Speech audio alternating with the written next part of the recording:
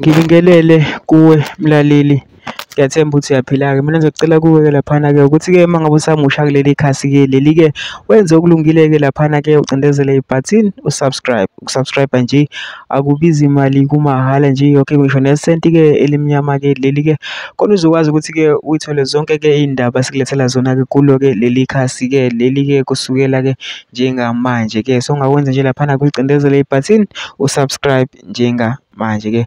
Udaba okulethele lona namhlanje-ke oyi-right hand man kaJacob Zuma-ke laphana kwi-MK uKhumalo-ke uhambile-ke waya laphana kwi-IEC wafike wasayina-ke laphana-ke waphinde futhi wafunga phambi kwe-IEC wafunga ukuthi-ke imithetho-ke bazoyilandela-ke wafunga laphana wasayina-ke ukuze phela i-MK izokwazi ukuthi ingene kwi-ballot paper ngokusemthethweni-ke wafike wasayina-ke laphana-ke. So ngithi mina angikudlulisi ukuthi-ke i-MK isuke i-ballot paper ngokusemthethweni-ke if ufuna uyivotela uzokwazi ukuthi-ke uyivotele kahle ngokusemthethweni laphana-ke okhethweni mhla ka-29 May. Njengoba kade kube nomsindo-ke laphana ngokuthi i-MK ngeze ikwazi ukungena kwi-ballot paper-ke igcine ingenile ngokusemthethweni-ke njengokubona-ke laphana kwi-clip uKhumalo esayina-ke laphana-ke. Mina ngisacela kuwe laphana-ke ukuthi-ke ungene ema-comment section-ke for ubhashe cabangani-ke ngalo-ke lolu daba-ke lolu-ke masicinza nebhathini subscribe nje akubizi imali, kumahhala nje, ukhiphe nesenti-ke elimnyama-ke leli-ke.